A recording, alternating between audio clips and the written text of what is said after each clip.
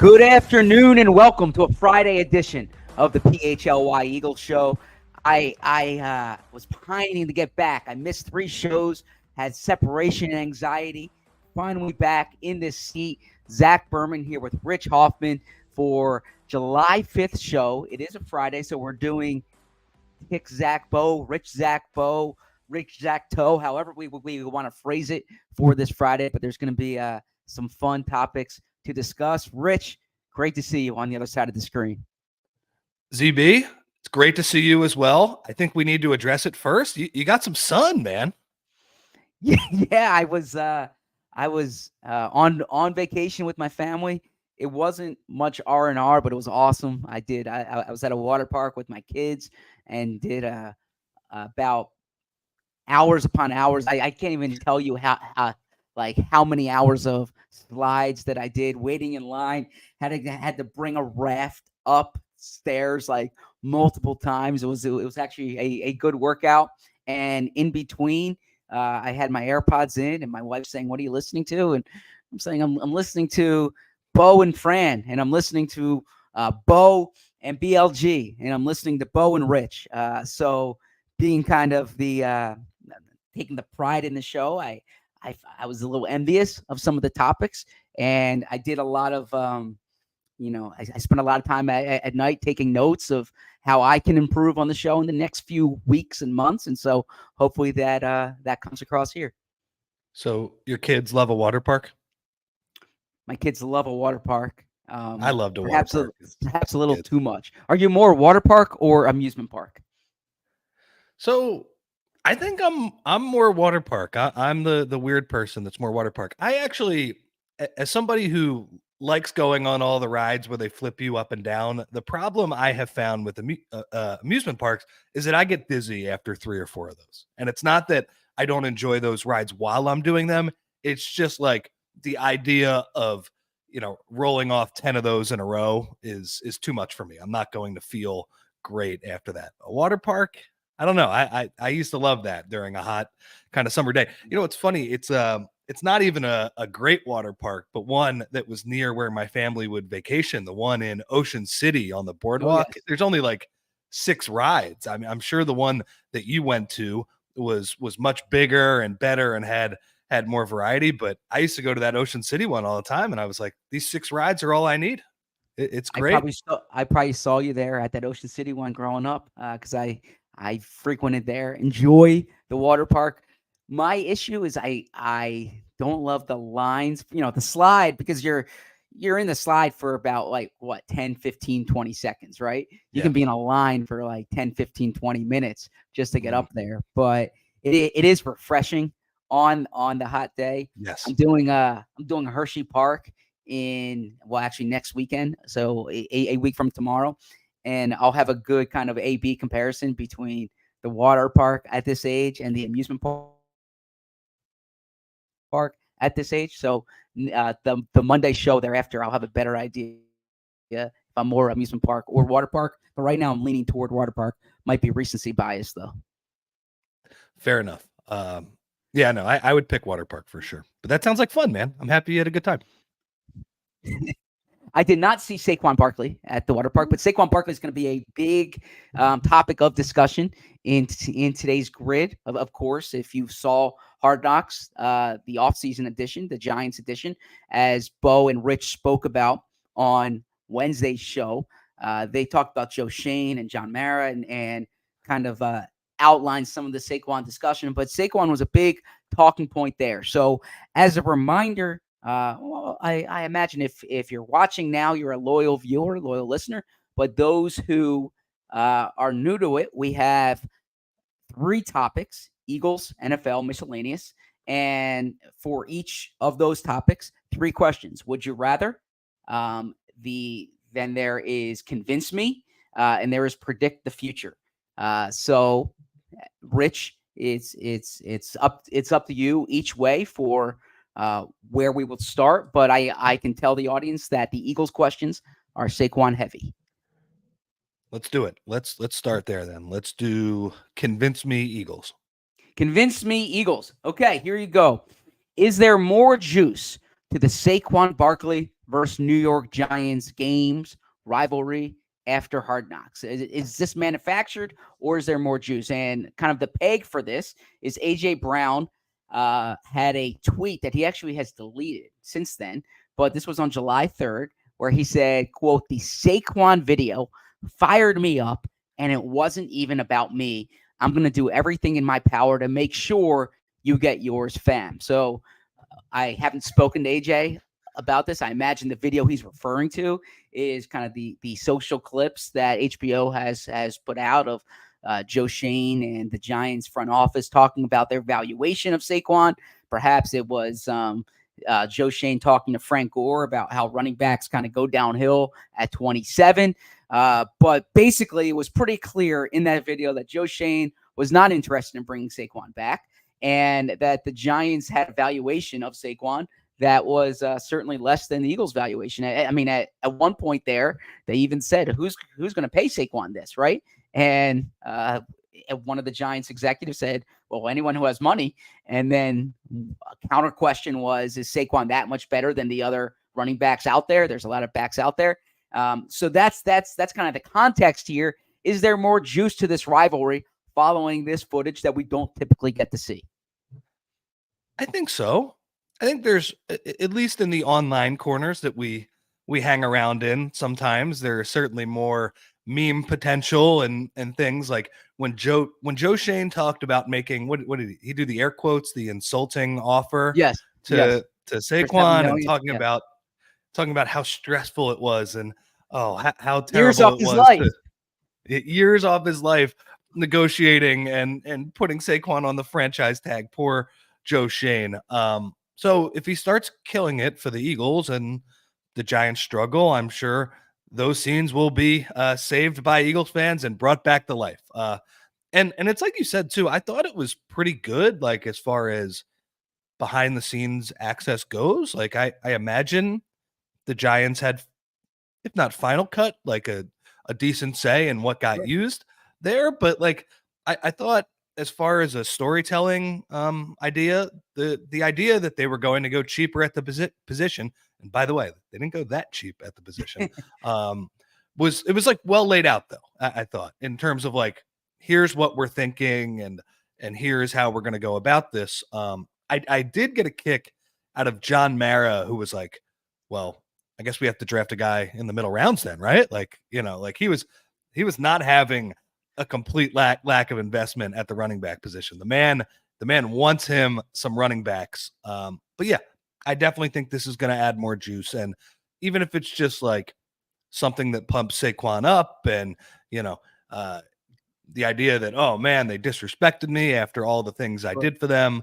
I definitely think it'll add a little more juice, at least. Yeah, Saquon's been fairly outspoken that like the Giants didn't even give him an offer, right? That you can't turn your back on a team that doesn't offer to keep you.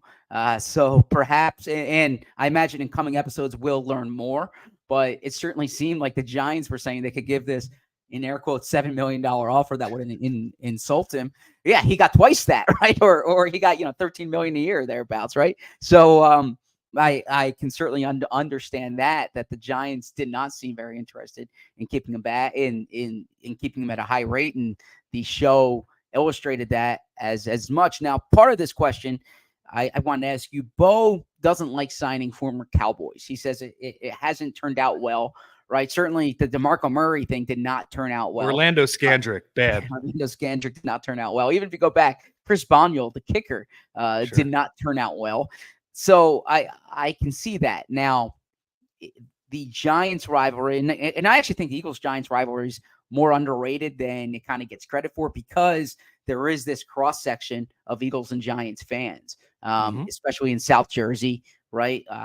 Nick Sirianni, spoken about Nick Sirianni, a South Jersey resident. He made that joke when he sees these Giants fans out, and he kind of gives it back to them about, we got your best player. Now, Dexter Lawrence is their best player, but the point is such, like, Saquon Barkley was the face of the Giants really for the past 5-6 years. Now he's with the Eagles. Do you have that same type of reservation signing a former Giant, or do you think it's kind of isolated to the Cowboys? Well, I don't even know if it's isolated to the Cowboys. I think that's a funny thing that Bo says. I have no problem with them signing a former Giant. I do think you're right, though, that the rivalry gets underplayed a little bit. I'll give you two examples. My mom, diehard Eagles fan, and Mhm. her big thing her whole life has been, everybody hates the Cowboys the most, and she's certainly no fan of the Cowboys. The Giants are the team that she has disliked for a long time. And it's funny, I got a bunch of emails when I did in the newsletter a few months ago, like your least favorite teams. And I asked people to just email in, like, why do you sports hate this specific team versus another one? And I got a lot of, like, the New York Giants are my least favorite team. I think it's probably died down in recent years because the Eagles have just owned them to a pretty insane degree over the past decade or so. But Sure.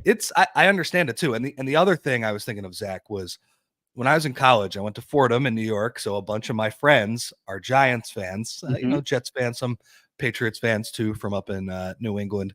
Uh, Watching them win their second Super Bowl in 4 years with what I would describe as not a good team, like not an all-time Super Bowl team. Like when they won their Super Bowls, they were, the 4th seed, the 6th seed, whatever they were. Uh, when the Eagles make the Super Bowl, they're the best team the entire year, the last Sure. two times, right? Like it's not a mistake. They kind of show it from September on. That was absolutely brutal, and watching those people celebrate. So maybe this reignites the rivalry a little bit, although the one thing I will say is, like, I think it's going to take them a couple years to be good again. But I have, to answer your question, I got off track there. No problem with signing former Giants. Yeah, I think you raise a good point. You and I are a similar age demographic, and when we were growing up, the Cowboys were the best team, right? The Cowboys were having that run of Super Bowls when we kind of started to get into football. So that could kind of color it for a generation of fans. Certainly, the Cowboys have like that Lakers, Yankees, Duke Yeah, um, label to them, crossover where appeal ex- bandwagon. ex- exactly. But yeah, I always thought the Eagles Giants rivalry, because I don't know Dallas well enough. Like I used to cover the Giants, right? And so I lived in that area. I went to Syracuse, so not Fordham, but Syracuse is full of Giants, Jets Sure. fans, right? And I don't know what it's like in Dallas, but I don't know if in Dallas there's that hatred toward the Eagles that Eagles fans have toward the Cowboys. Now, I think the Giants Eagles thing, like if you talk to Giants fans, they hate the Eagles, right? It's the Yep. similar type of thing. And so I think the Giants Eagles rivalry might not have the same type of like national buzz, if you will. But I think locally it's kind of underrated. You always hear Dallas sucks, right? I kind of think that the Eagles Giants won because of the geography of it and because of some of these great games that they had, right? That Deshaun Jackson returned, the original miracle at the Meadowlands. There's probably more to that rivalry than it gets credit for.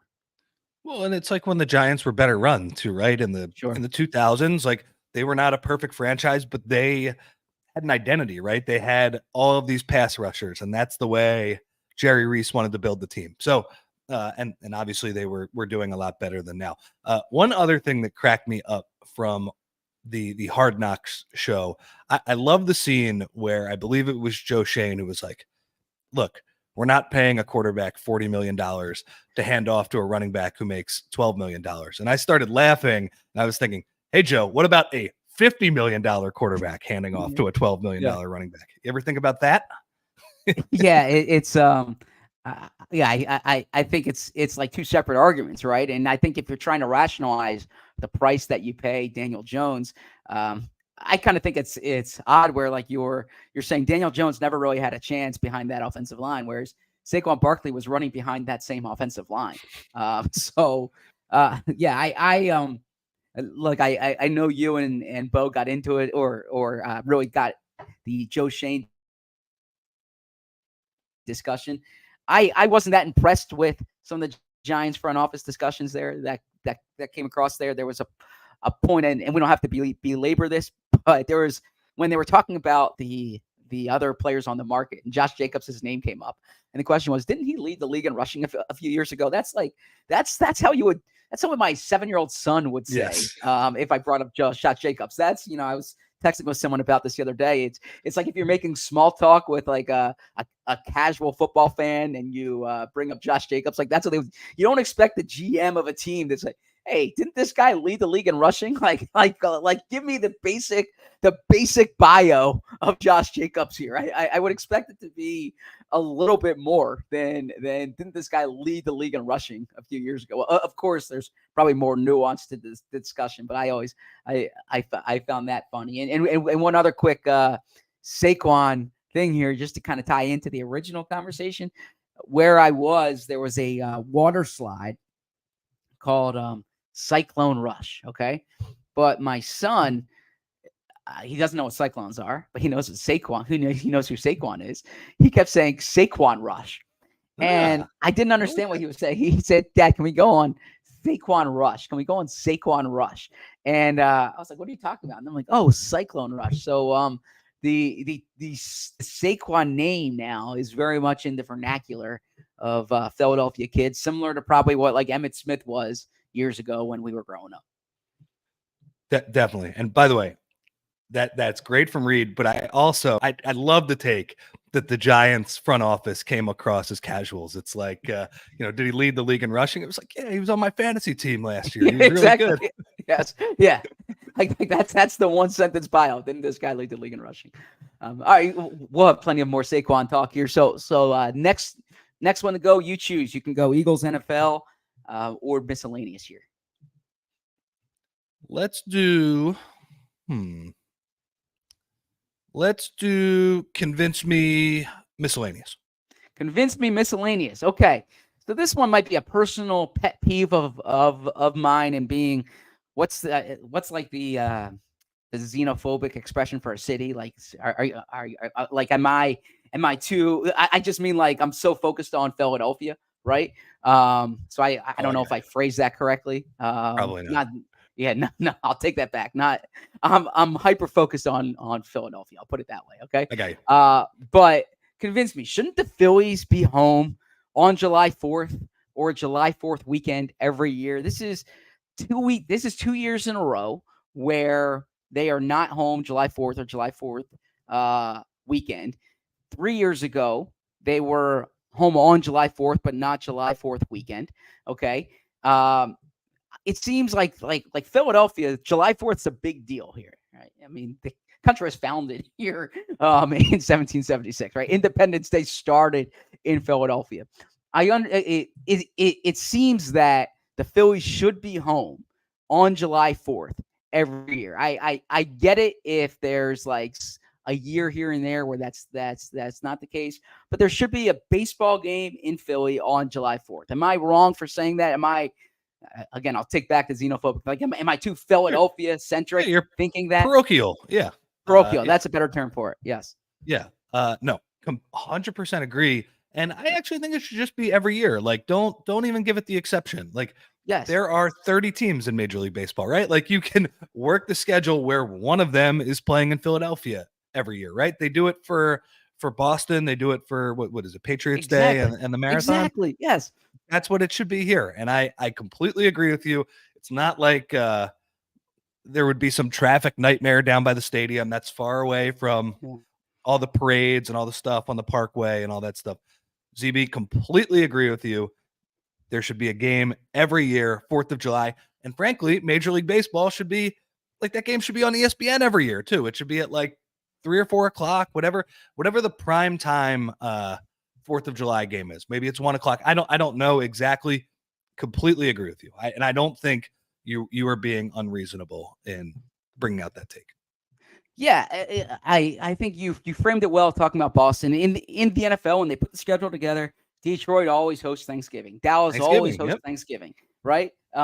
It seems to me like yesterday, if you're fortunate enough to have off in Philadelphia on July 4th, you should be able to go to a baseball game here. And there's other cities where I get July 4th recognized everywhere in the country, right? But you should make sure that there's a baseball game in Philly on July 4th, or at the very least, July 4th weekend, right? The A's are in town next weekend. That's nice. There should be baseball in Philly this weekend. I I feel strongly about this. I've long felt this. I would go so far as to say it should be Memorial Day and July 4th. But actually, if we just want to say July 4th, I'm fine with that. But if there's anyone in the MLB office watching, I know some people in the MLB office. If you're watching right now, make this happen. Go over to the schedule department and say July 4th in Philly. It's the easiest thing ever. There's 162 games. There's 81 home games. Let's make this work. I've seen Rob Manfred in the chat before. He's a minor sicko, I would say. Yeah. I will vote for your reelection, Rob Manfred, if you make this work. Before we get to the next question here, I just want to tell everyone whether you're not going to Citizens Bank Park this weekend because there's no Phillies game. If you're going down the shore, if you're going to a buddy's house, if whatever you're doing, and you got to make sure you stay hydrated. It's hot outside. The place to go is Rite Aid. Rite Aid has a line of beverages that range from familiar family favorites to revitalizing better-for-you options. Exclusively at Rite Aid, the products include waters that's purified, spring, electrolyte, distilled, flavored waters. There's so many different types. I raved about the electrolyte-filled water on my last on the shows on I guess last week now. They have coconut water, which boasts a power-packed array of essential nutrients, fat-free, gluten-free, non-GMO, less than 1% sugar. They've single-served iced tea, juice, and lemonade. My children are putting out a lemonade stand tomorrow, so I could head over to Rite Aid to kind of get the lemonade that I'm looking for. They have juices for crowds, pineapple, cranberry, apple, strawberry lemonade, many other flavors, cold-pressed juices crafted from 100% fruits and vegetables, organic, non-GMO, no added sugars or preservatives, packaged in eco-friendly glass bottles, which reduces plastic waste. It's important to stay hydrated, especially during the summer months. Get refreshment delivered. Shop online at riteaid.com/shop for same-day delivery or buy online, pick up in store of refreshery products. I also want to tell you about our friends with Sleep Healthy PA. When I talk about them, you know who I'm talking about. At Sleep Healthy PA, they are committed to helping Philadelphia residents stop the snore and find solutions for sleep apnea that will allow you to rest well and improve your health. What causes sleep apnea? Well, there's a choke point in the throat that causes snoring. Think of it like a kink in a garden hose, speaking about hydrating. Dr. Andrew Cohen, board certified in dental sleep medicine, and his staff will work one-on-one with you to provide first-class care that will meet your needs. Many physicians aren't equipped to provide other options outside of CPAP machines. More than anything, Dr. Cohen just wants you and his patients to stay healthy. If you're tired of the CPAP machines that are too cumbersome, if your significant other is tired of it too, you got to think 50% of divorces cite snoring as a main issue. They're based in Jenkintown. He's worked for years to educate dentists across the country on his personal approach to helping with sleep apnea. His team is committed to stopping the snore. Tell him PHLY sent you and receive 15% off your initial work. The process includes a 2-hour initial exam, split into 2 sessions, information gathering, medical history, and imaging, review results, share recommendations. If you are experiencing sleep apnea and looking for a custom solution to stop the snore, reach out to Dr. Andrew Cohen at sleephealthypa.com or call 215-337-2501. Tell him Zach and Rich from PHLY sent you. All right, ZB. I think next, let's keep it with Saquon. Let's do predict the future NFL.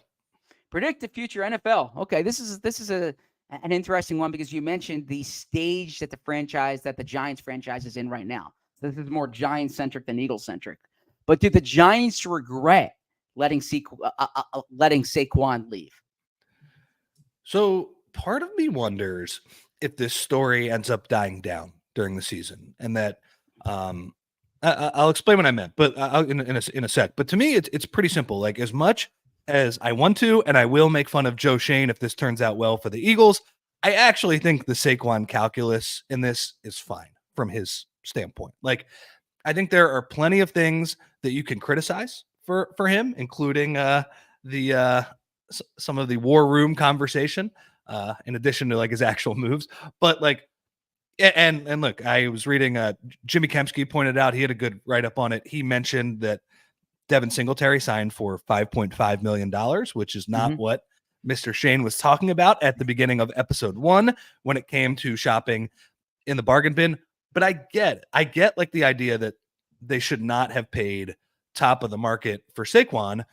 And I wonder, as always, I wonder if there's like a basketball parallel here, and that the Knicks a couple weeks ago, they trade 5 first-round picks for Mikal Bridges. And that is, no offense to Devon, that is insane if you just look at the player and the amount of picks they got traded.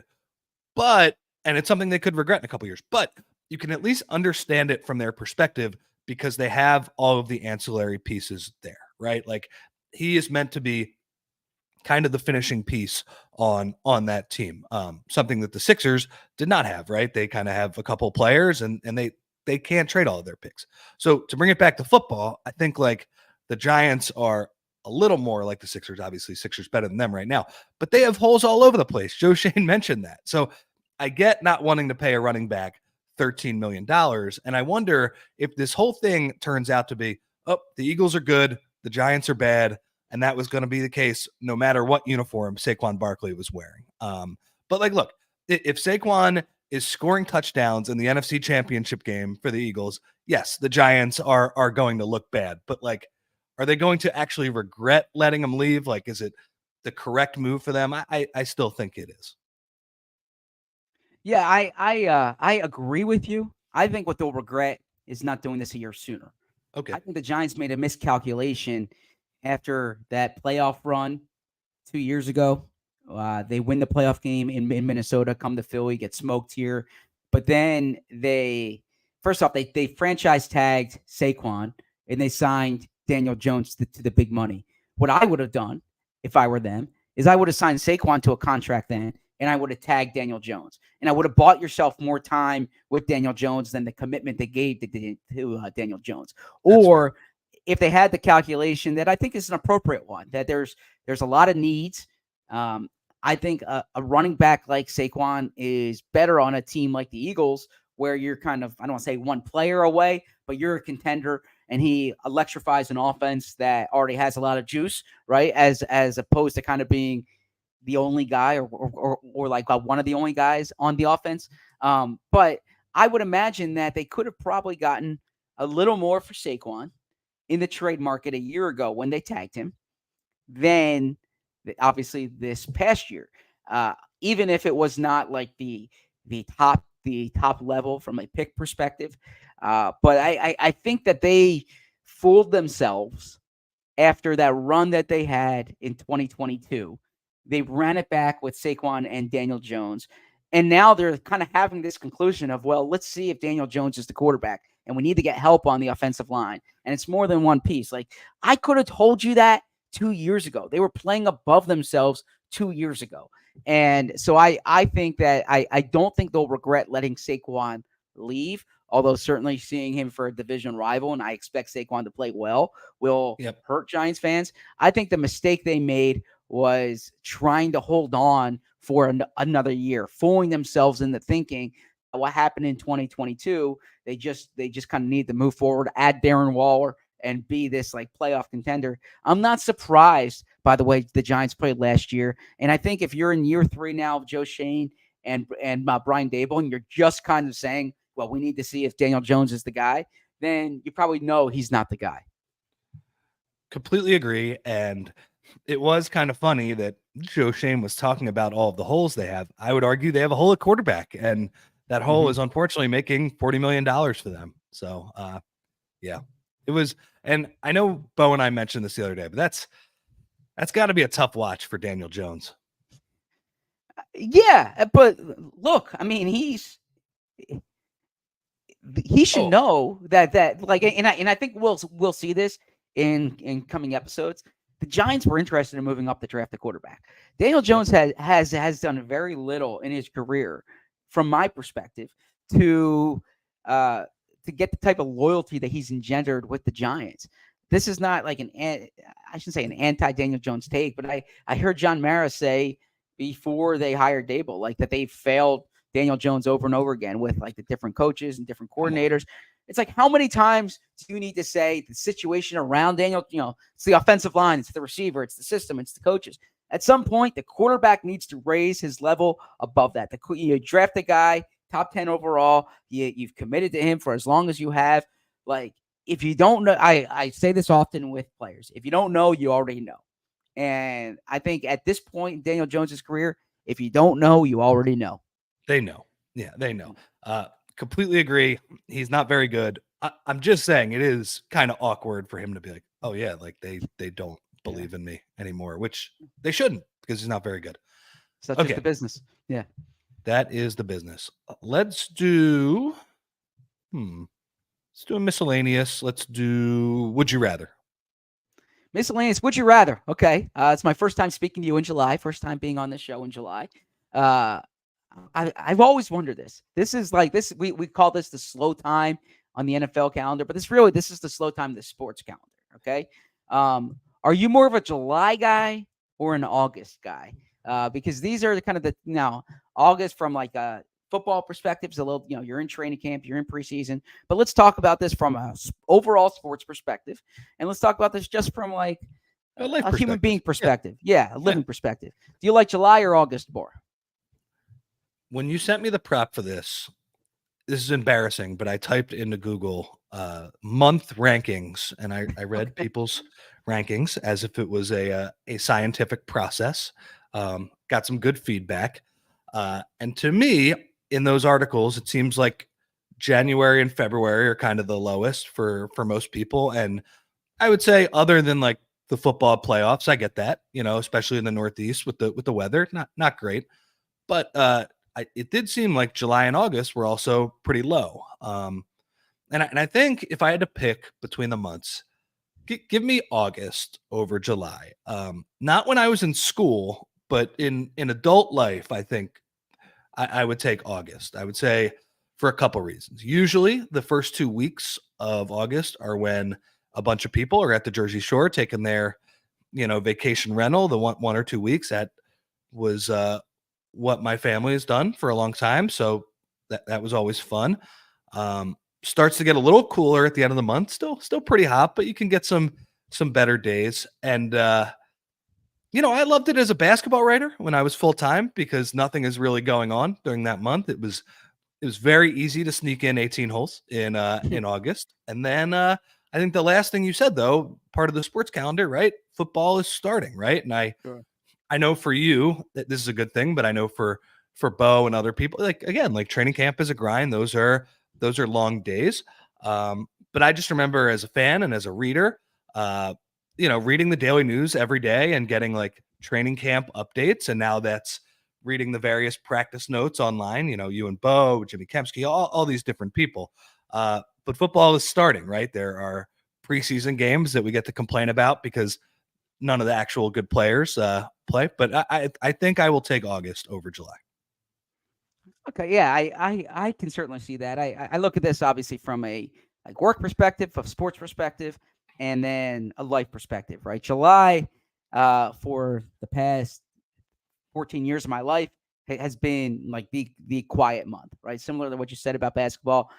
Football offices are closed for much of July. I had learned pretty early on in my time in the beat that if you're getting in touch with someone in July, it's usually for a bad reason, right? A player got in trouble or, something came up because this is the time when people get away in the football business. August is a work month. It always has been for me. From a sports perspective, so July, you have the beginning of July, you have free agency, and we'll get into that in the NBA and the NHL. Like July 1st has always I've always known that to be the case. You have a holiday, so in World Cup years, that's going on in July. In the Olympics years, that's going on in August. So you kind of go back and forth there. You have the baseball All-Star game in July. Growing up, I used to watch the ESPYs. You knew that was in July. August was kind of more of there wasn't as much going on from a sports perspective, but like you mentioned, you got training camps, and then those fantasy football drafts are kind of starting during that period. And I should also mention that we're gonna have a fantasy football show next week, Rich and I, on Tuesday. So make sure you tune into that. But I would say July, because of the baseball All-Star game, because you got a little more going on with the NBA and the NHL, that I'll probably prefer July from a sports calendar month. And then just from a human perspective, I heard someone say in the chat that August kind of has like, it's almost like the Sunday scaries, right? Like August, school is around the corner. June, you've just finished school. July is the only time like, all right, this I'm is good. summer. July is pure summer. So I could see it being fulfilling from that perspective. And I know you and Bo are not July 4th people, but I always enjoy an Independence Day. So for that reason, I'm not I will say anti-July 4th. July. It's a little overrated, okay? But A I'm little not overrated. anti-July. My 1 cent, yeah, we don't need to go down this rabbit hole. My 1 sentence kind of convincing point. I like holidays that celebrate things, right? Like I like holidays where people are happy. And there's certain holidays that are like solemn. There's certain holidays that you spend it like remembering. I like holidays where it's like it's cheerful, it's optimistic, it's exciting. You're celebrating it, and so that's why I'm a July 4th person. Anyways, I will probably go with July for that reason. Fair enough. No, it's hard to argue. I would say, especially when you were a kid, I would pick July over August because yes, those last couple weeks were very much Sunday scaries. I will always remember probably like the 4 or 5 years I played football into my freshman year of high school. Those August practices were not fun. Like the games were always more fun than the practices, but especially the practices at the beginning of the year. I don't know if they've changed that practice now with the with the concussions and stuff like that being a little more safe, but I'm not saying I was part of the Junction Boys by any means, but like it was tough. It's still August football practice. Yeah. It's still really hot and you usually hit more than you do during the year. So yeah. All right. I guess before the break, let's do a quick one. Let's do would you rather NFL. Would you rather NFL? Okay. So I spoke about the NHL and the NBA free agency schedule. And you and I spoke about this back in April briefly for a show. I don't know if you or the audience remembers that. But the NFL is so in the NFL, free agency happens before the draft. In NHL and the NBA, free agency happens after the draft. Would you rather the NFL's calendar where free agency is before the draft, or would you rather the calendar in NBA and NHL where free agency is after the draft? All right. So I'm going to spin this back on you because I think the answer is different from, let's say, people on the outside and people actually working for teams and stuff like that. From a fan or a journalist perspective, because I think it's roughly the same thing at this point. For this specific topic, I'm not sure it matters all that much. Do you have an answer for the outside that it makes a difference? I kind of combine. Yeah. So I prefer having free agency after the draft. For the reason being that the draft is what you don't control, right? You don't know what player is going to be there, so you can draft there, and then I think you use free agency to fill your needs, right? And so you have a better idea of what your roster composition is post draft. And I understand the NFL draft is different than the NBA draft and the NHL draft. The NBA draft, you're really looking at like 15, 20 picks. Although that's changing now more usually with second round contracts. But oftentimes you're not drafting someone to contribute early, right? In the NHL, outside of like the top 5, you're not drafting someone to contribute early. In the NFL, you're drafting guys who are going to be part of your team. Your first round pick is expected to start. Your second round pick is expected to play. So I understand it's a little different there. And just given when the NFL draft is historically, it's been in April, right? College, the NFL season ends when it does. College season ends when it does. I understand why the calendar is when it is. I think from a roster building perspective, it's more beneficial to have the draft after free agency, or I'm sorry, the draft before free agency, because the draft is what's out of your control. Free agency is mostly within your control.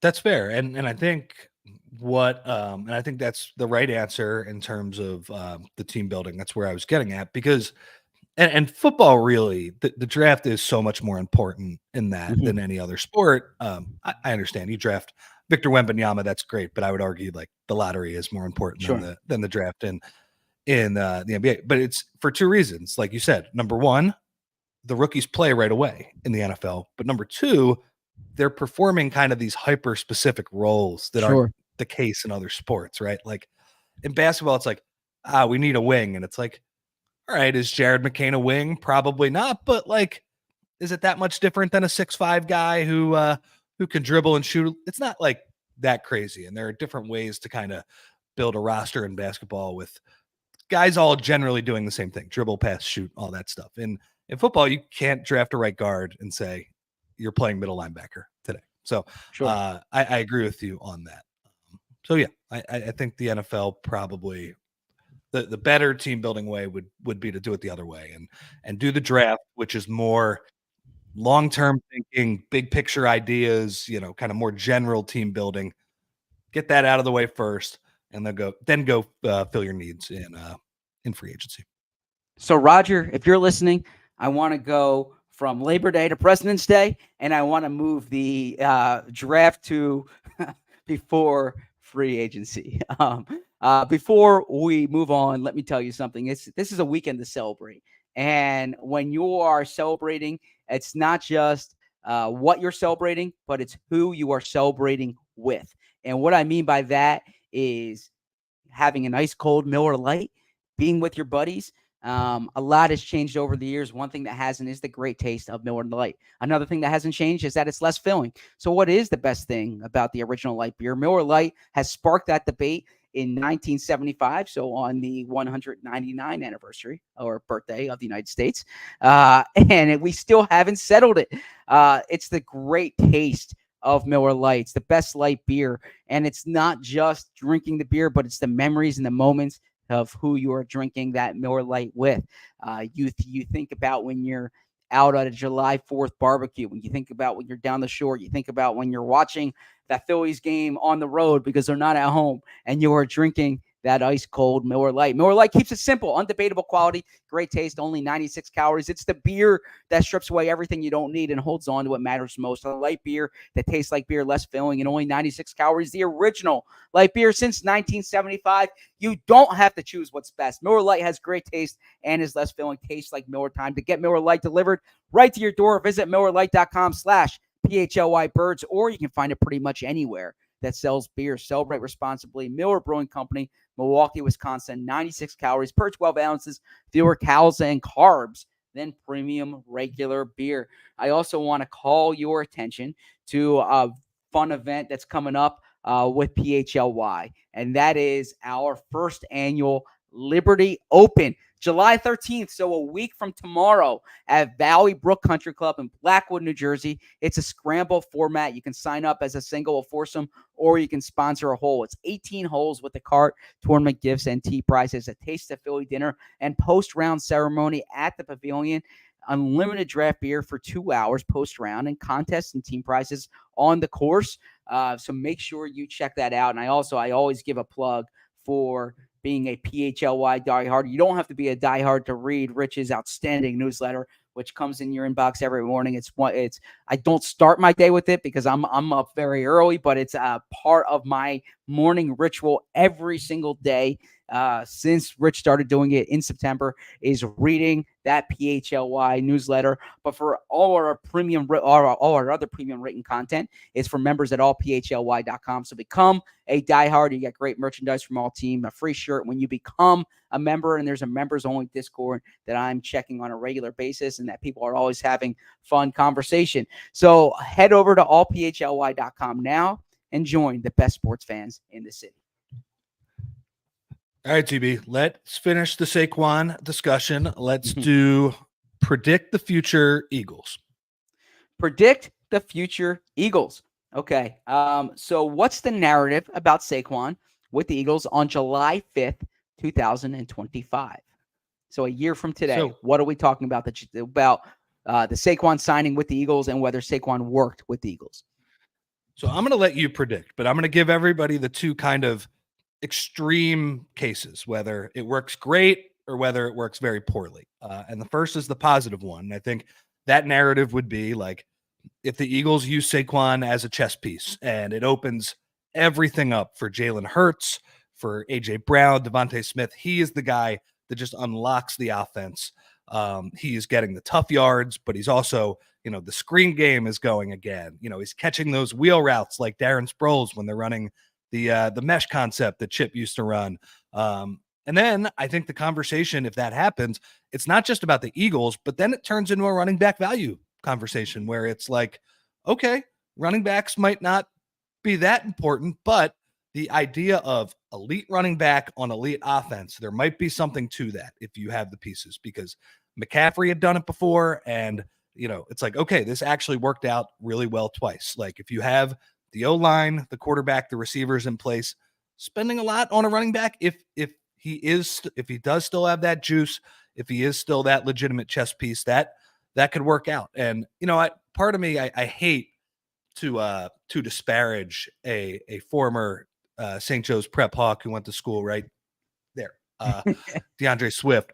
But like I do wonder if the narrative is like, man, he was leaving some yards on the table last year. If Saquon is thriving under this kind of reworked offensive line, still, a few of the pieces, but Jason Kelce obviously gone. I think there is a chance of that happening. And then the other end of the spectrum would be exactly what happened with DeMarco Murray. Sure. Be the same thing, right? It's, why are you paying real money to a back that has a ton of wear and tear and a million touches, both in college and in the pros? It's like, Howie, you made 2 Super Bowls in the last 7 years with these 3 back rotations, ones that you did not put a ton of resources into. And those guys played great. I mean, especially in the 2017 season, the Super Bowl, all 3 of those guys, massive contributions. But why did they have massive contributions? Because the talent was elite elsewhere. So those are the 2 ends of the spectrum, ZB. Where do you think it ends up falling? Yeah, good points there. I don't like to predict injuries, right? I don't think Saquon is washed. I think Saquon, as long as he's healthy, is going to be really good in this offense. And I think the conversation about Saquon is going to be, oh, that's why he's always kind of been a high-profile guy. Like, I think it's going to be Saquon Barkley, Christian McCaffrey. Like, he's going to be very much considered in that top 3, top 4, top 5 running back tier. I don't think it's going to be like the DeMarco Murray thing where they pay for a name. I don't think it's going to be, why doesn't he fit? I think he's going to fit well. I think he's going to be really good. I think the only way that's not the narrative is if he gets injured. I think that's fair. And the injury risk, it's there, but it would be there for any player in the NFL. Like Bryce Huff could get hurt, and he's 25 years old, right? I mean, I understand there's more injury risk at running back. That's probably why teams kind of sheer away from paying top backs. But I think as long as he's healthy, I think he's going to be dynamic in this offense. I don't know if he's going to be dynamic for 2 years. I don't know if he's going to be dynamic for 3 years. I don't know if he'll be on the team in 3 years. But I think for 2024, so we're having this conversation July 5th, 2025, I think it'll be, man, this guy was awesome. That's how I feel about Saquon. And the difference between DeMarco Murray and this situation, even though I did lay it out as an option, is that like the rest of the Eagles offense was a mess that year, right? Like the league had figured out Chip's schemes at that point, and Sam Bradford, not the guy that you needed. The receiving talent was not there. So I don't think that's, we'll see how Kellen Moore does, like scheming all these guys up. But I think specifically the talent around Saquon is much better than that group's. Well said. Well, so let's keep rolling here. What's the next one you have? All right, let's do. Let's go back miscellaneous. Let's do predict the future miscellaneous. Yeah, so I'm curious here. The Olympics start at the end of this month. Will there be Olympic buzz among sports fans this year? It's in Paris. And is Philly not like an Olympic city? I feel as if, and this could just be like me being a big, basketball, football, baseball, hockey guy, not so much like track and field, individual sports, swimming. But I didn't think the Olympics were particularly huge growing up in Philly. And I wonder if that's just me or if it's Philly. And then the second part to this, I guess the first part to this is, are you expecting there to be buzz about the Olympics this year? It's the last Olympics before a United States Olympics in 2028. Yeah, I don't know if there's any, different buzz than usual. Like, is there Zach, personally, I really like swimming. That's my favorite thing. I like the track and field, but the swimming, the races are longer in swimming. I also like the television announcer. It's Dan Hicks, but it's Rowdy Gaines is the guy. That guy is like so fired up. Yeah. Oh, well, it's good. There's something that I have over you that's kind of a nit fact or whatever. So I really enjoy the swimming. I am actually going. I'm going to that's awesome. to France for the Olympics. My girlfriend's sister plays for the United States women's soccer team. I didn't know if I was allowed to bring that up. So yeah, I was going to say I think there's going to be a groundswell support around the women's soccer team for sure. Yeah, but the soccer is not just in Paris. That's all over the place. Okay. Like the women's team is playing in, I believe it's Nice and Marseille are the games that I am going to, because obviously that's nice. Soccer, yeah. That's a little niche joke. That's a niche nice. Joke. Okay. I hope Joy is laughing at that one there as a big fan of Paris. So. Yes, that is nice. But yeah, they play the soccer in the stadiums around the country. So I am excited to see that and root on the U.S. women's team. Yeah, I don't know. Is there like a Michael Phelps level star this time? Like, I know Katie Ledecky's still going. Like, she's amazing at swimming. Simone Biles, gymnastics. But I don't know. Like, I will always think back to 2008 when Phelps was going for all of the gold medals. Like, that was the peak of the Olympics to me. That was like crazy. I was watching every night. He was in a race every night. The one relay race where blanking on the guy's name, who came back and beat the French guy at the end. Jason Lezak. I remember. I watched it with my friend. That's quite a pull from the past. Like, chase down a guy. That was an amazing sporting event. So I don't know if there's that much buzz, but I always do enjoy the Olympics. It's a good thing to have on, like, in the morning, right? During July, August, when you're not doing as much. Good point there. And look, I think the person I'm interested in following, I said I'm not a track and field person, but there's a 16-year-old Quincy Wilson from Washington, D.C., who I've been reading about. And it's always cool when you have a 16-year-old thing. I think, or I shouldn't say 16-year-old. It's pretty cool when there's like a 16-year-old star, because it's going to be within your consciousness for the next X amount of years. One of the, I don't want to say issues with the Olympics is obviously because it's a world event.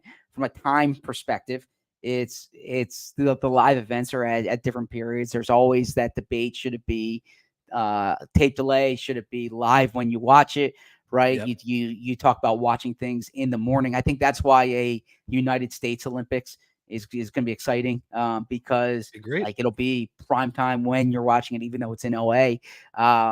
It's always cool when you have a 16-year-old. I want to make that clear. I was talking about like an athlete who's within your consciousness, who will have X amount of Olympic cycles. And yeah, I imagine you're the same way as a huge NBA fan. I love watching the Olympic basketball games, especially like you look at the Canada team this year. They're loaded. You look at some of the teams from the other countries. This is going to be a competitive basketball tournament. So I'm looking forward to watching that. So yeah, I'm trying to get into the Olympics, but I'm admittedly more of an American professional sports person than international events outside of the World Cup, which I've gotten into. Me too. But like, it's once every 4 years, just like, turn on some of the dumb events or I probably shouldn't have put it that way, but some of the more niche events, I'm not going to specify because I don't want to get people mad, make me laugh a little bit too. You have two more options here. You have Eagles Would You Rather and Convince Me NFL. Which way do you want to go here? Let's do Eagles Would You Rather. Eagles Would You Rather. Okay. So this is another Saquon one, but it's more kind of from a big picture Eagles perspective, or historical Eagles perspective, I should say. Would you rather 2024 Saquon or 2025 2015 LaShawn McCoy. And the context here is 2015 is the year the Eagles traded LaShawn McCoy. He was at the same stage of his career as Saquon Barkley. He was entering year 7 at that point. He was kind of entrenched as a star on the Eagles offense. Obviously, Chip Kelly moved on from him. There was money consideration, of course, similar to what the Giants were in. There was also kind of, there was like, what's his upcoming future with the team? How much longer can he be at an elite level? Different players, different kind of first 6 years. But which player do you prefer? 2024 Saquon or 2015 LaShawn McCoy? I'm going to take Saquon for one reason only, and that is the situation that they're in. Shady went from a team that was getting worse and was dearly going to miss him the next year, but a team that had, that 2013 team, like, obviously Foles played great, but that they just had some electric players during those years, Shady and Deshaun, and when Macklin was playing well, and even Brent Selleck. He went to a situation in Buffalo, which I don't recall them being as explosive. I remember they played in Philly the next year. Yep. The Eagles won that game. I believe it was in December or whatever. This is the opposite for Saquon, right? He has been the entire offense. I mean, the skill position players. My guy Joe Shane is pointing them out to John Mara. It's not an impressive group, man. It's just not. I mean, freaking Darren Waller retired. Like, he literally pointed him out. It was the first name he pointed out. 2 months later, the guy's not even playing football anymore. And Saquon is going to a loaded roster. So I think that is the main reason I would take him over Shady. Yeah, I think Shady's the better running back than Saquon. Certainly his first 6 years were better than Saquon's first 6 years. Now Saquon has less total touches than Shady does through 6 years. Of course, that's because Saquon has had more injuries. Shady was healthier. But I like the situation certainly that Saquon's in year 7 than what Shady's situation was in year 7. So we'll never know what LaShawn McCoy would have been in Philly if he had 2-3 more years here. I do think he was traded prematurely. I think Chip Kelly made an error in that judgment, an error in judgment there. I think there's a chapter in a book that's coming out in September called The Franchise, where it gets into LaShawn McCoy and kind of the way LaShawn's career ended here in Philly. But I thought LaShawn was the better player than Saquon, but I think Saquon's going to have a better year 7 because I think Saquon's in a better situation. I think Saquon, from like a size, explosiveness perspective, can be special. And I don't think that's been fully realized with the Giants. And I think we'll see more of that in Philly. I think that's fair. One last thing on Shady. The thing I will say about him, I thought it was interesting that you think he's a better back than Saquon. I don't think that, you looked at the numbers. Without looking at the numbers, I find that, I guess, a little surprising to kind of what my just general perception is. The one thing I will say about Shady, though, I never had more fun watching a running back than him when he was kind of in his prime. It is rare that an NFL running back can make opposing NFL defenders look like Looney Tunes trying to tackle him, just out of the picture with some of those jukes. So I always loved watching that dude run. Yeah, and it's a good point. Like you're surprised in that statement really brings up kind of the central argument about Saquon's upside is that in those 6 years in Philly, I only saw LaShawn McCoy outside of 2012. I only saw him against a high level. Behind a high level offensive line, behind a Hall of Fame left tackle in Jason Peters, a Pro Bowl guard in Evan Matton, was quickly becoming a high level player early in his career. The Eagles consistently had good offensive lines outside of 2012. Even you go back to early in LaShawn McCoy's career, that was a strength of those Andy Reid teams, and they always kind of fortified their line of scrimmage, whereas the Giants have not had that. So when I talk about LaShawn McCoy's talent, and by the way, I saw LaShawn McCoy in an offense with Deshaun Jackson and Jeremy Macklin, right? And you with Michael Vick and then Nick Foles. So cool. It's a Donovan McNabb early, so it's a different situation, of course, than what you have with Saquon Barkley. So I would take Shady as a running back for those first 6 years over Saquon's first 6 years, but we haven't seen Saquon in this type of situation, and we only saw Shady really outside of 2012 with really good conditions. Totally agree. So this last one here by default is convince me NFL. And look, this is not like high level analysis coming here, but it's July 5th. It's 7-5. Okay. Somewhere wherever Bo is in the world right now. If he's listening to the 61st minute of this show, he'll say, Zach, this was your question. But 7-5. So who's your best 75 in NFL history? Okay, because there have been Hall of Famers with 75. And who's the 75? Who's the 75 that comes to mind when I say it? By the way, BLG will appreciate this as a when I say BLG, Brandon Lee Gouton will appreciate this as someone who believes in jersey number analytics. Absolutely. I will say the one who comes to mind right away because I am Eagles brained. Vinny Curry is the one that comes to mind for me. And Curry's That's all I got. Okay, yeah, probably so. And the best 75 in NFL history. Oh, I don't know. That's on you. Okay. Best 75 in NFL history. People say Howie Long. Howie Long jumps to mind there. I will go John. I mean, I'm a younger, or I'm 38. I'm not like, but from my generation, I would go Jonathan Ogden. Jonathan Ogden was like a dominant offensive tackle. Yeah. He wore 75. So that comes to mind. But there have been a number of Hall of Famers who have worn 75.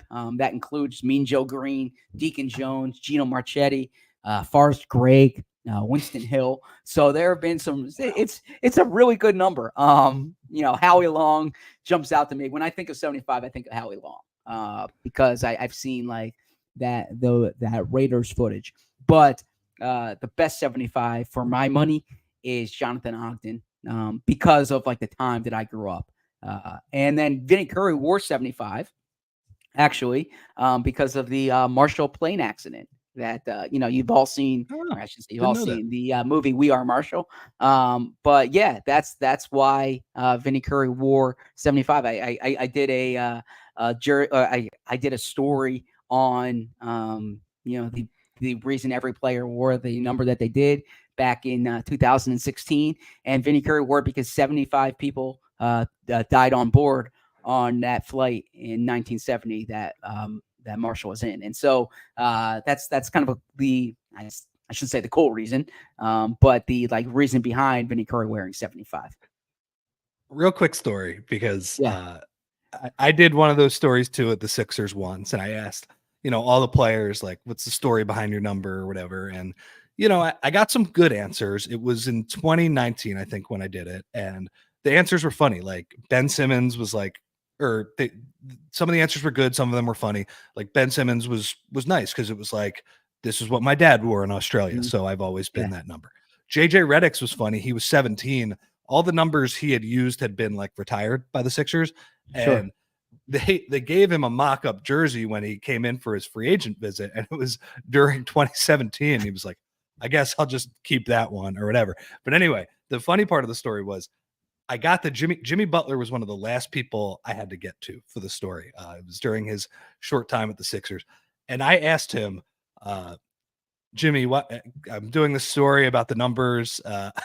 And what's the story behind your number? And he goes, stupid question. Next. Really? Come on, Jimmy. It's not that stupid of a question. What do you want to answer? Come on. I always like the Jimmy Butler, but I don't like that response to that question.